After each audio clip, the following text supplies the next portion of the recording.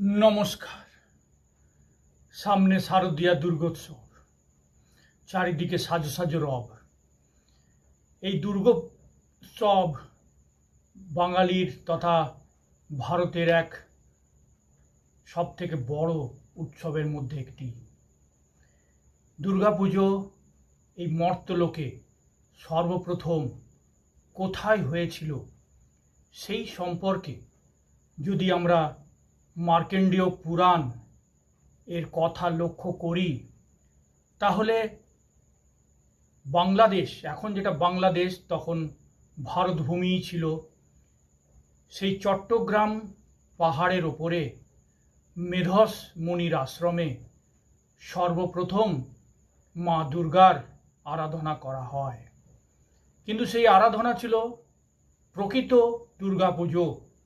প্রকৃত দুর্গাপুজো মানে সেটা অকাল বোধন নয়, সেটা যে বসন্তকালে বাসন্তী পুজো হিসেবে আমরা এখন জানি, সেটাই হচ্ছে প্রকৃত দুর্গাপুজো।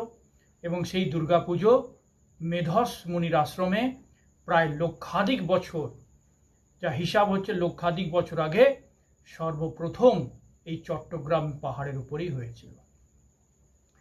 তারপরে নানা জায়গায়, কাশ্মীর থেকে কন্যাকুমারীকে নানা জায়গায় দুর্গাপুজো অনুষ্ঠিত হয়। ধন্যবাদ।